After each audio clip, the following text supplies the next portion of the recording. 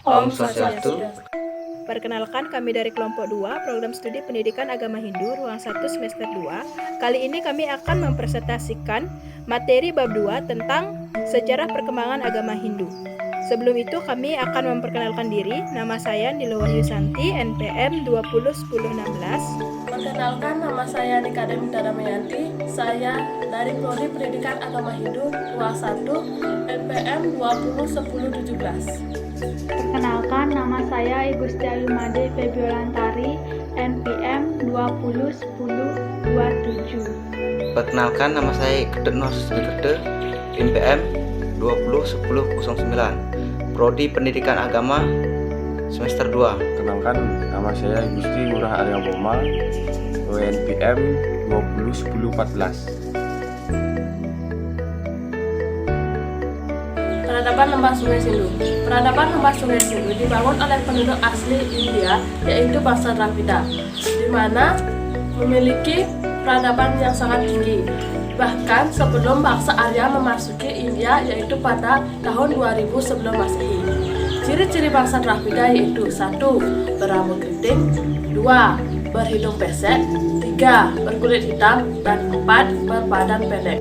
Pengaruh peradaban Lembah Sungai Sindu yaitu 1. Pemujaan kepada Dewi Ibu, di mana menggambarkan seorang wanita telanjang dengan posisi tengkurap, telentang dan berdiri, di mana pemujaan kepada Dewa Ibu ini menyimbolkan tentang Dewi kesuburan, penguasa tumbuh-tumbuhan, dan penguasa kekuatan magis.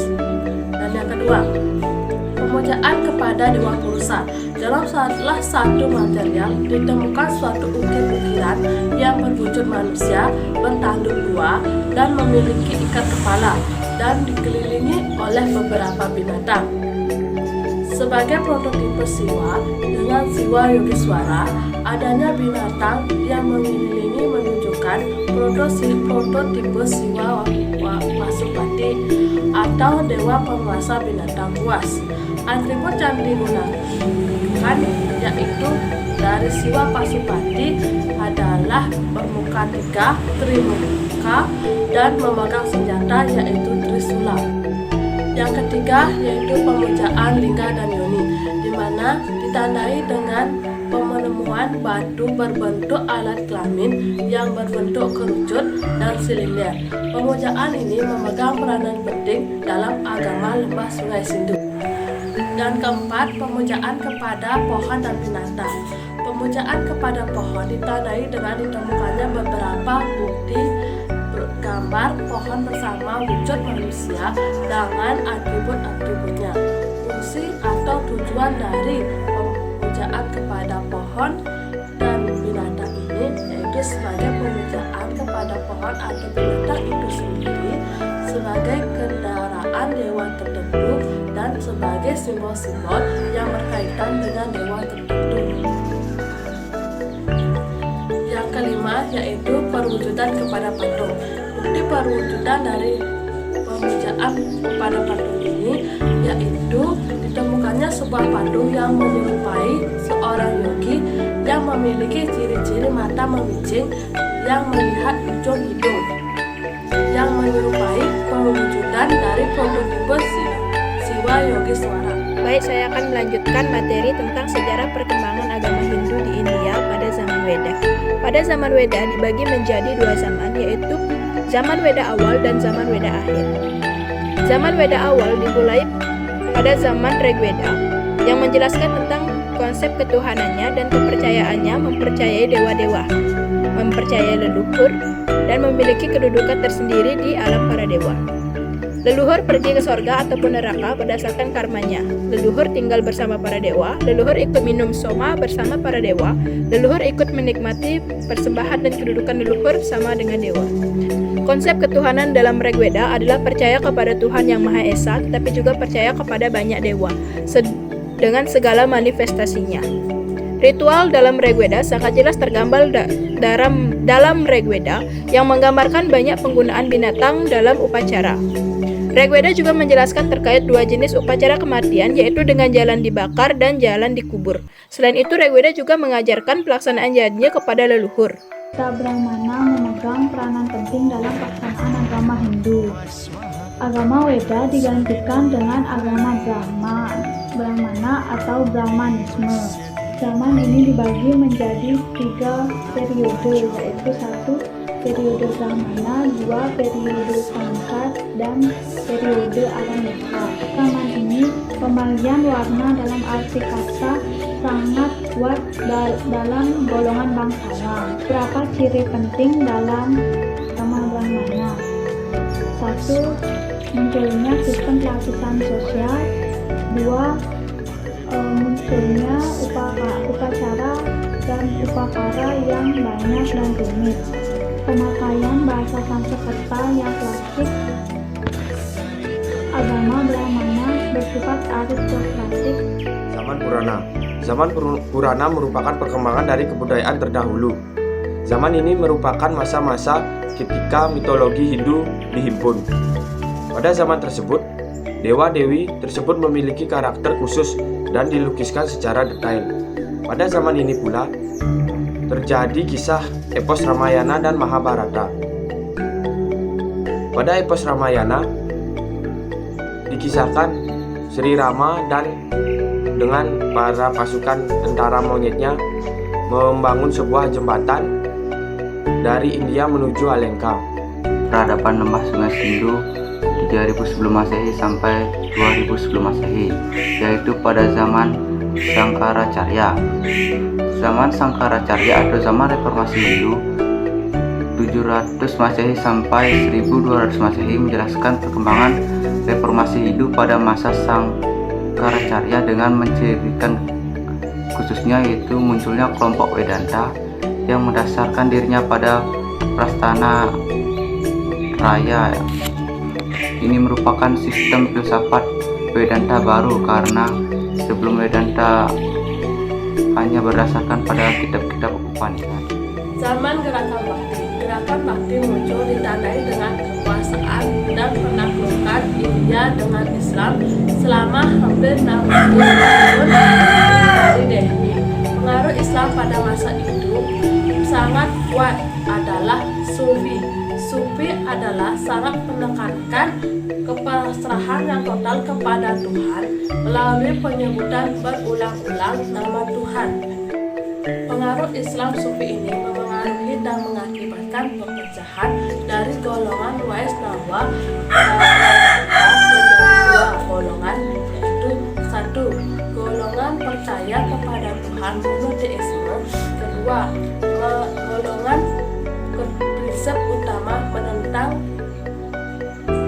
pelaksanaan dianya dan meyakini Tuhan dapat dicari dalam diri sendiri. Selanjutnya, gerakan Hindu modern. Gerakan ini muncul untuk melawan Kristenisasi di India dan pengaruh budaya barat lainnya. Gerakan ini dibedakan menjadi 2, yaitu gerakan dari golongan reformis dan golongan revivalis. Adapun cirinya sebagai berikut. Golongan reformis yang A. Penafsiran terhadap kitab suci Weda secara rasional. B. Hindu sebagai way of life. C. Menolak adat istiadat, dogma, dan tahayul. D. Hindu bersifat toleran dan bebas interpretasi. E. Penafsiran berdasarkan logika dan rasio. F. Menolak upacara dan upakara. G. Menolak teatre. H. Menolak ajaran yang tidak logis. I. Menolak ajaran pendeta yang tidak logis. J. Mencampur adukan ajaran agama-agama. K. Menjalankan prinsip-prinsip agama universal. Sedangkan 2. Golongan revivalis memiliki ciri A. Hanya catur Weda yang benar, kitab lain tidak benar. B. Populernya gerakan Back to Weda. C. Weda boleh dibaca oleh siapapun tanpa memandang kasta. D. Semua orang dapat menjadi pendeta. E. Menolak upakara dan upakara tidak logis. F. Munculnya ajaran Sarwa Dharma atau semua agama sama saja. G. Munculnya ajaran Sanjiwani. Sejarah agama Hindu di Indonesia. 1. Kutai. Kerajaan Kutai terletak di sekitar Sungai Mahakam diperkirakan berdiri pada abad ke-5 sebelum Masehi. Letaknya yang berada di jalur perdagangan India dan Cina banyak dipengaruhi dari bukti adanya kerajaan Kutai pernah berdiri dengan ditemukannya 7 buah prasasti Yipa yang diperkirakan berasal pada tahun 4000 Masehi pada abad ke-5. Yipa adalah tugu batu peringatan dan tempat menambatkan hewan dalam upacara-upacara agama Hindu. Tulisan pada Yipa berbahasa Sanskerta dengan huruf Pallava yang berasal dari India. Dalam prasasti yang ditemukan tertera nama Sang Maharaja Kudungga. Nama tersebut diperkirakan asli Indonesia. Raja Kudungga merupakan raja pertama kerajaan Kutai. Tarumanegara. Kerajaan Tarumanegara merupakan kerajaan Hindu di Pulau Jawa yang terletak di Sunda di Jawa Barat, yang diperkirakan berdiri pada abad ke-5. Kerajaan ini merupakan kerajaan Hindu yang beraliran Wisnu. Tarumanegara berasal dari prasasti yang ditemukan, yaitu prasasti Jarodeun, prasasti pasir Goleangkap, prasasti kebun kopi, prasasti tugu, prasasti pasir awi, dan prasasti Muara Ciaten, prasasti Cidanghyang. Kerajaan Tarumanegara dipimpin oleh 12 raja. Raja terakhir itu yaitu Raja Linggawarman pada tahun 669 Masehi. Kehidupan politik di masa kerajaan Tarumanegara diketahui berdasarkan prasasti yang telah ditemukan. Berdasarkan prasasti tersebut, raja yang berhasil meningkatkan kehidupan rakyat adalah Raja Purnawarman. Pada kerajaan Mataram, berdiri sekitar abad ke-8, raja pertama kerajaan Mataram adalah Raja Sanjaya, yang dikenal sebagai raja yang besar, gagah berani, dan bijaksana. Kerajaan Mataram pernah diperintah oleh 2 dinasti, yaitu dinasti Sanjaya dan dinasti Sailendra. Hal itu bisa ditemui dari prasasti Canggal 732 Masehi dan prasasti Balitung. Raja Sanjaya menganut agama Hindu. Kerajaan Kediri. Kerajaan Kediri terletak di antara Kali Berantas, Jawa Timur.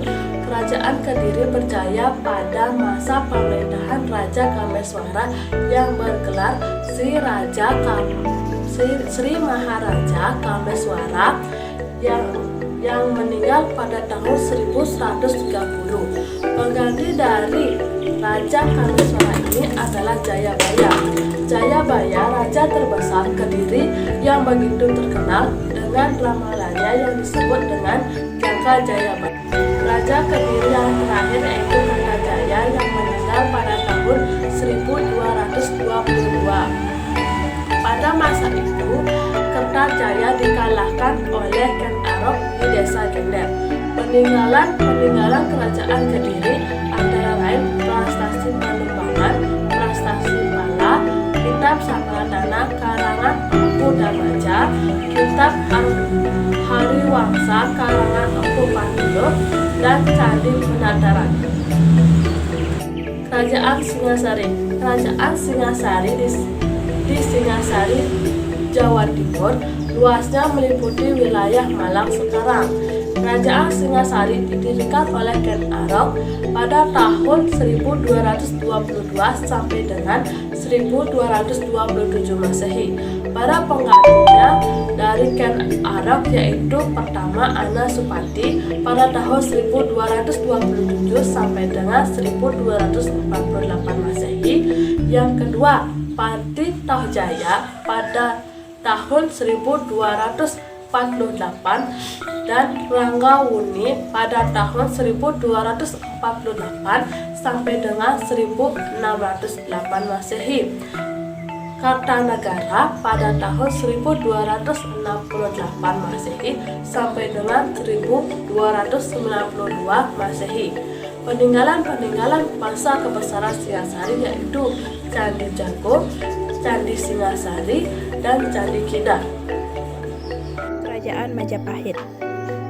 Kerajaan Majapahit merupakan salah satu kerajaan Hindu terbesar yang ada di Nusantara. Konon, kerajaan inilah yang telah berhasil menyatukan seluruh wilayah di Indonesia. Kerajaan yang berada di Kecamatan Trowulan, Kabupaten Mojokerto, ini didirikan pada tahun 1294 oleh Raden Wijaya. Puncak kejayaan dari kerajaan Majapahit ini terjadi di bawah pemerintahan Hayam Wuruk yang disebut juga Raja Sanagara pada 1350 sampai 1389. Semasa pemerintahan Hayam Wuruk dan bantuan dari Mahapatihnya yaitu Gajah Mada, kerajaan Majapahit berhasil memperluas wilayahnya. Bukti dari kemasyhuran kerajaan Majapahit dapat dilihat dari peninggalan-peninggalan kerajaannya. Berikut adalah beberapa peninggalan sejarah dari kerajaan Majapahit. Yang pertama, Kitab Negara Kertagama. Kitab Negara Kertagama merupakan salah satu peninggalan kerajaan Majapahit yang paling berharga. Kitab karangan Empu Prapanca ini berisi tentang sejarah dan perjalanan kerajaan Majapahit, mulai dari keadaan kota Majapahit, wilayah-wilayah kekuasaannya, dan juga sejumlah kebijakan raja. Kitab Sutasoma. Kitab Sutasoma merupakan peninggalan kerajaan Majapahit. Berikutnya adalah Kitab Sutasoma yang merupakan hasil karangan dari Empu Tantular pada abad ke-14. Dalam kitab ini juga terdapat istilah yang digunakan sebagai semboyan NKRI. Candi Penataran. Peninggalan kerajaan Majapahit yang satu ini terletak di Desa Penataran, Blitar. Peninggalan ini bercorak Hindu. Candi Penataran merupakan kompleks candi Hindu yang paling luas di Jawa Timur. Konon, candi ini dibangun semasa pemerintahan Raja Srengga dari Kerajaan Kediri sekitar 1200 Masehi. Masih banyak candi-candi peninggalan kerajaan Majapahit selain Candi Penataran seperti Candi Ceto, Candi Tikus, Candi Sumberjati, Candi Sawentar, Candi Jabung, Candi Tigawangi, dan juga Candi Suwarna. Bali. Sejarah dan perkembangan agama Hindu di Bali diduga dipengaruhi dari Hindu Jawa Tengah dan Jawa Timur yang diperkirakan masuk ke Bali sebelum abad ke-8 Masehi. Prasasti yang bertuliskan Sivastidanata dengan demikian abad ke-8 Sivastidanata untuk berkembang di Bali. Di Bali sendiri, pada masa kerajaan Mataram kuno antara 600 sampai 1000 Masehi sudah ada kerajaan yang berpusat di Bali. Tri Pramana. Secara etimologi, Tri Pramana berasal dari kata Tri dan Pramana. Tri artinya 3, Pramana artinya jalan atau cara. Jadi, Tri Pramana adalah 3 jalan atau cara untuk mengetahui kebenaran dalam hal Tuhan yang Maha Esa atau ide Sang Yang Widi Wasa. Tri Pramana dibagi menjadi 2 penjelasan, yakni Tri Pramana dalam warna alit sebagai kekuatan makhluk hidup meliputi bayu kekuatan nafas, sabda kekuatan suara, dan idep kekuatan pikiran. 3 Tri Pramana tersebut dimiliki oleh manusia sebagai makhluk yang paling sempurna untuk mengetahui hakikat kebenaran sesuatu baik nyata maupun abstrak yang ada dalam Widi Tatwa. Disebutkan Tri Pramana, Pratayaksa Pramana, Anumana Pramana, dan Agama Pramana atau Sabda Pramana. Sabda Resi. Sabda Resi merupakan 7 orang suci yang menulis Wahyu Weda dari Sang Yang Widi. Bagi bagian Sabda Resi, 1. Resi Grasmada. Resi Grasmada merupakan resi keturunan dari Sonaharta, keluarga Anggira. Namun ada juga yang mengatakan bahwa Resi Grasmada keturunan Brigu. Resi Grasmada banyak dikaitkan dengan turunnya mantra-mantra Weda, terutama Rigveda Mandala 2. Kedua, Resi Wiswamitra adalah putra Resi Musika. Dia banyak dengan turunnya kitab Mandala 3 Rigveda. Dalam Weda Suti menjelaskan bahwa Resi Wiswamitra salah satu dari resi penerima sabda suci. Wasmitra bukan seorang brahmana tapi seorang ksatria. 3. Resi Wamadewa. Resi Wamadewa dalam cerita-cerita kitab Purana menyatakan bahwa pernah mengadakan dialog dengan Dewa Indra dan Aditi. Resi Wamadewa banyak perawatan dengan Mandala 4 Rigveda. 4. Resi Atri. Resi Atri merupakan keluarga Brahmana. Dari Resi Atri lahir beberapa keluarga seperti Sayana, Udwalaka, Sona, Sukdewa, Goprawiwa, dan lain-lain. Resi Atri sangat dekat dengan turunnya mantra-mantra Mandala 5 Rigveda. 5. Resi Bharadwajaya.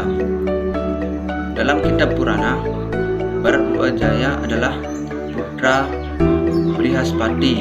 Cerita ini belum dapat dipastikan kebenarnya karena di samping keterangan lain yang menyatakan bahwa Samyu dengan Bharadwaja masih satu keluarga. Resi Bharadwaja banyak tempat dengan turunnya mantra-mantra Mandala 4. Keenam, Resi Wasista. Dalam kitab Matsya Purana bahwa dinyatakan Resi Wasista mengawini Arudati, saudara perempuan Dewa Resi Narada. Kemudian melahirkan putra bernama Sakti. Resi Wasista sendiri merawat dengan turunnya mantra-mantra Mandala 7 Rigveda. 7. Resi Kanwa. Dalam Adiputra menyatakan bahwa nama Kanwa banyak berhubungan dengan nama keluarga atau nama pribadi. Resi Kanwa pertunjukan turunnya Mandala 8 Rigveda. Mandala 8 diterima oleh Maharsi Kanwa atau merupakan wahyu yang diterima oleh keluarga Sakuntala. Weda dikelompokkan menjadi 2, yaitu Weda Suti dan Weda Semerti. Weda Suti adalah kelompok Weda yang ditulis oleh para resi yang melalui pendengaran langsung dari wahyu Ida Sang Hyang Widiwasa. Kelompok Weda Suti yaitu menurut Pegawai Baru ada 3. Yang pertama mantra, yang kedua Brahmana, yang ketiga Upanishad. Kelompok Weda Semerti. Kelompok Weda Semerti ini kelompok kedua dari Weda Suti, di mana dilihat sebagai kitab hukum Hindu yang di dalamnya banyak memuat tentang aturan Hindu yang disebut dengan Dhamma. Caturveda. Weda adalah wahyu atau sabda suci Tuhan Yang Maha Esa yang diterima oleh para maharesi. Dengan demikian, sangatlah keliru pendapat yang mengatakan bahwa agama Hindu adalah agama bumi.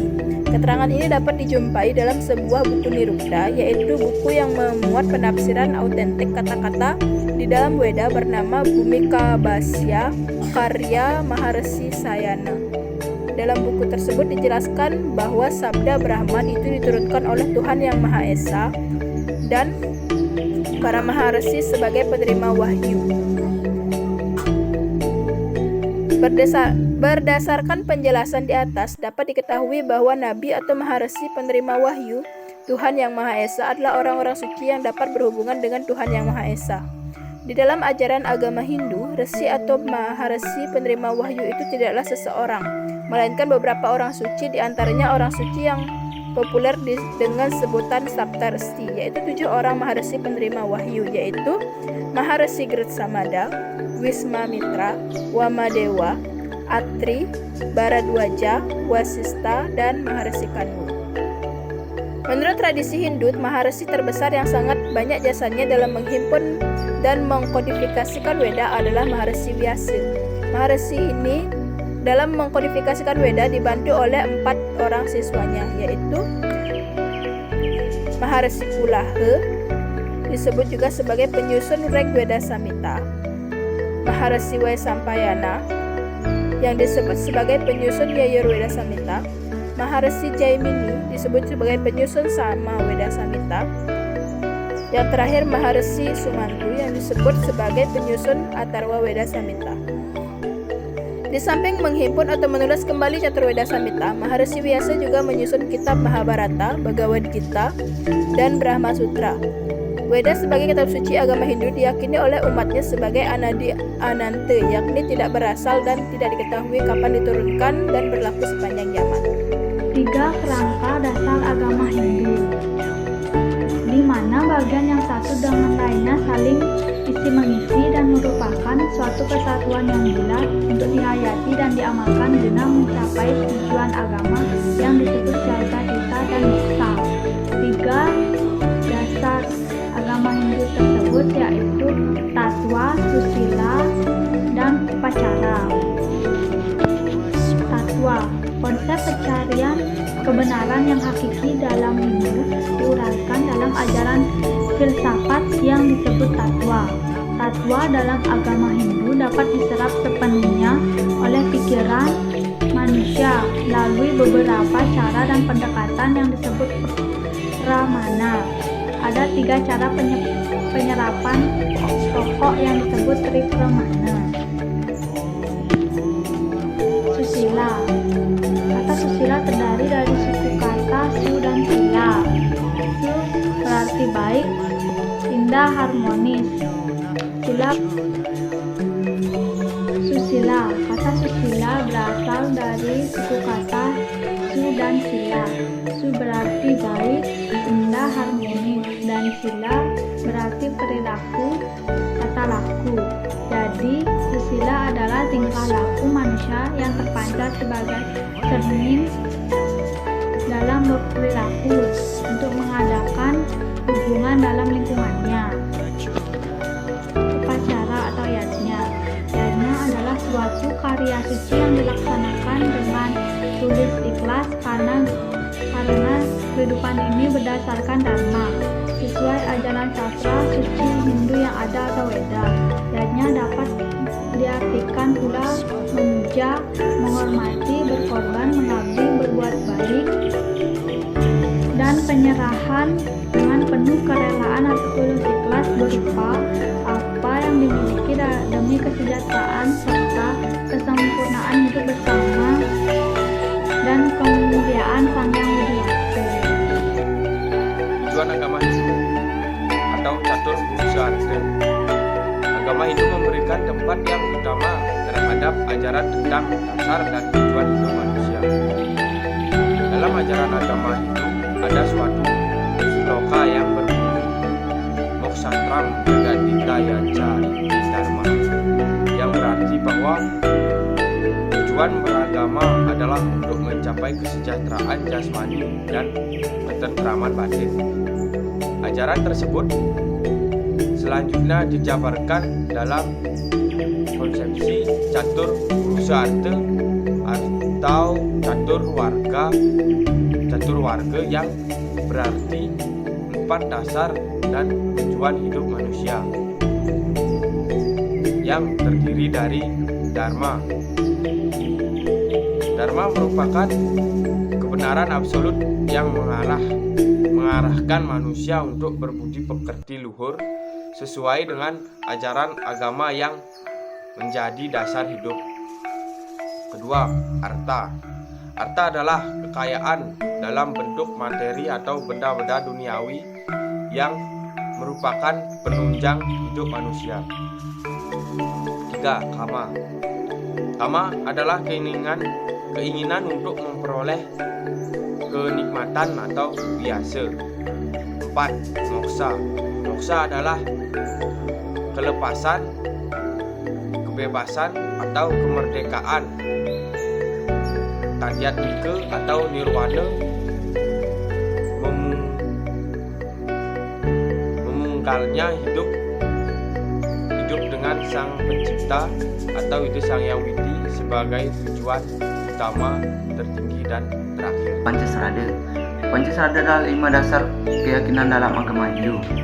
Bagi bagian Pancasrada, 1. Percaya terhadap Brahman atau Sang Hyang Widi.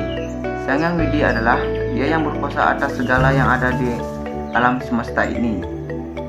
Tidak ada yang luput dari kemahakuasaannya. Sang Hyang Widi itu tunggal, panggilan pun bermacam-macam. Tuhan Maha Tahu, karena itu tidak ada sesuatu pun yang dapat luput dari hadapannya. Kepadanya lah kita memohon perlindungan serta meminta petunjuk beserta kerahayuan hidup ini. 2. Percaya adanya Atman.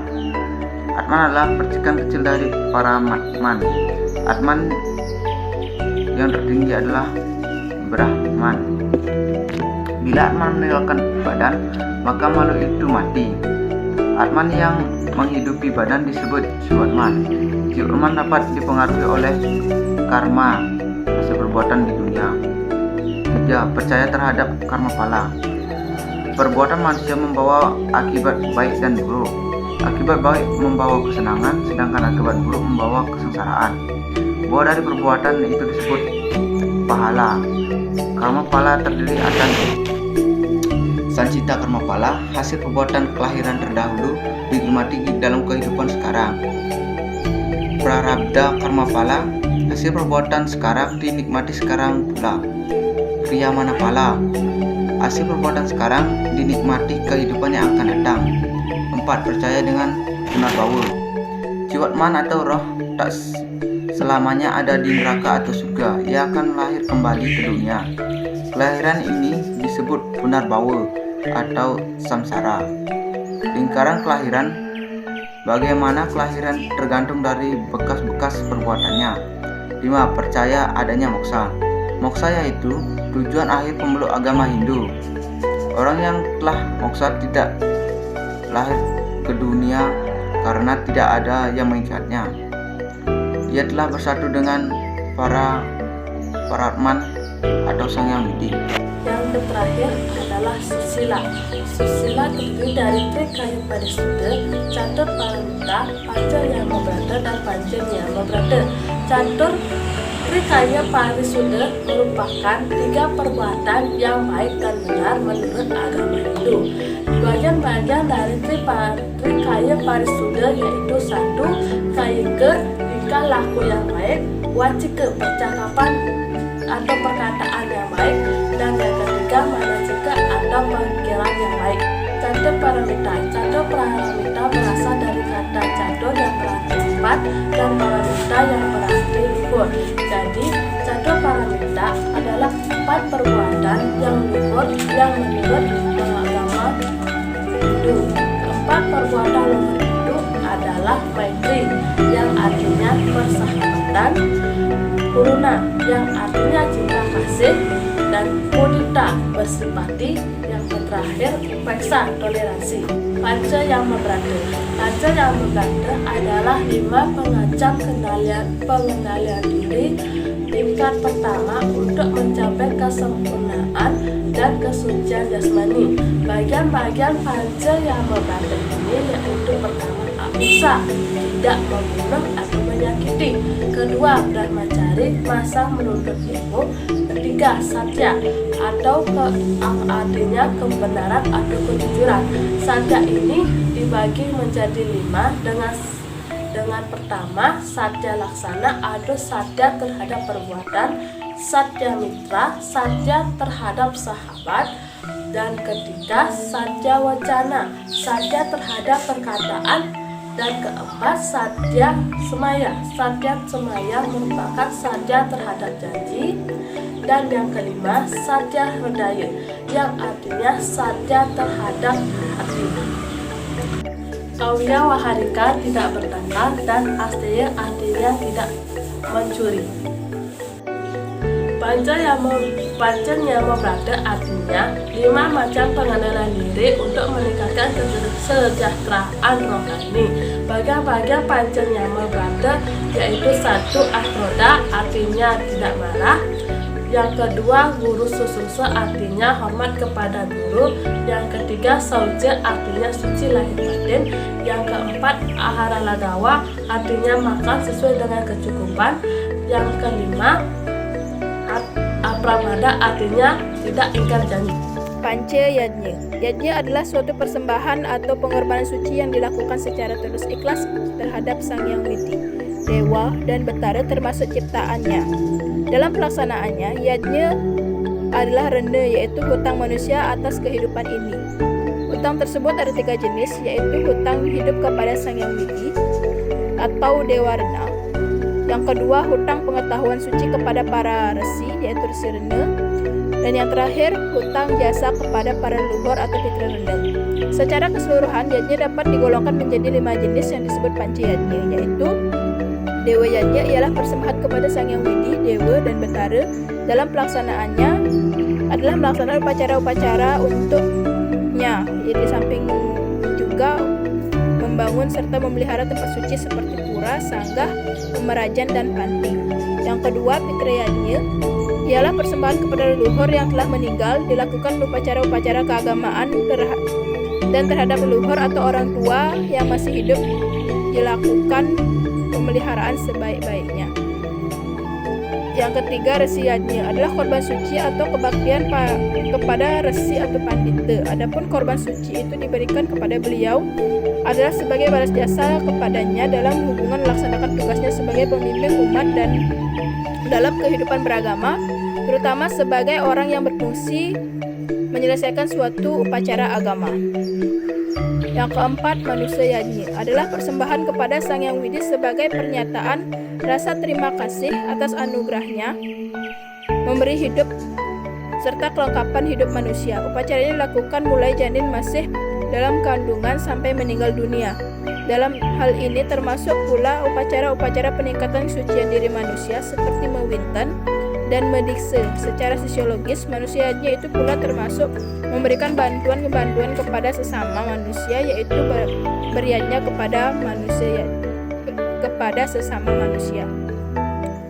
Yang terakhir, Buddha yajnya adalah korban suci kepada Buddha Kala, yaitu kekuatan negatif yang timbul sebagai akibat adanya hubungan yang tidak harmonis antara Buana Agung dan Buana Alit.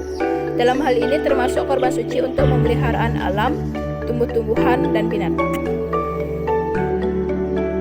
Terima kasih atas waktu yang diberikan kepada kelompok kami.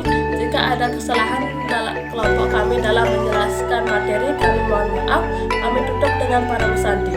Om Santi Santi Santi.